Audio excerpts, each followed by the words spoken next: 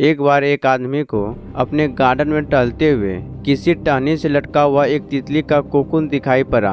अब हर रोज वो आदमी उसे देखने लगा और एक दिन उसने नोटिस किया कि उस कोकून में एक छोटा सा छेद बन गया है। उस दिन वह वहीं बैठ गया और घंटों उसे देखता रहा।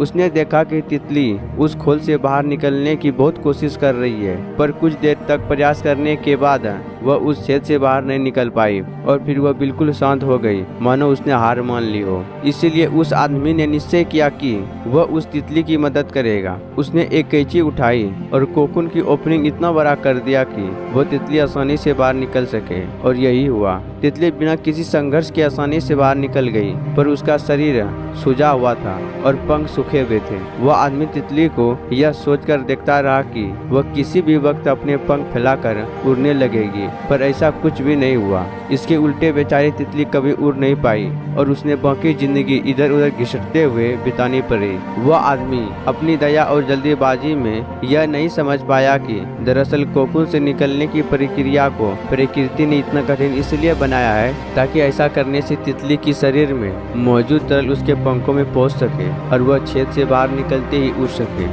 कहानी का सार ये है, कभी कभी हमारे जीवन में संघर्ष ही वह चीज होती जिसकी हमें सचमुच आवश्यकता होती है। यदि हम बिना किसी स्ट्रगल के सब कुछ पाने लगे तो हम भी एक अपंग के समान हो जाएंगे। बिना परिश्रम और संघर्ष के हम कभी उतने मजबूत नहीं बन सकते जितना हमारी क्षमता है। इसीलिए जीवन में आने वाले कठिन पलों को सकारात्मक दृष्टिकोण से देखिए। वो आपको कुछ ऐसा सिखा जाएंगे, अपने जिंदगी की उड़ान को पॉसिबल बना पाएंगे।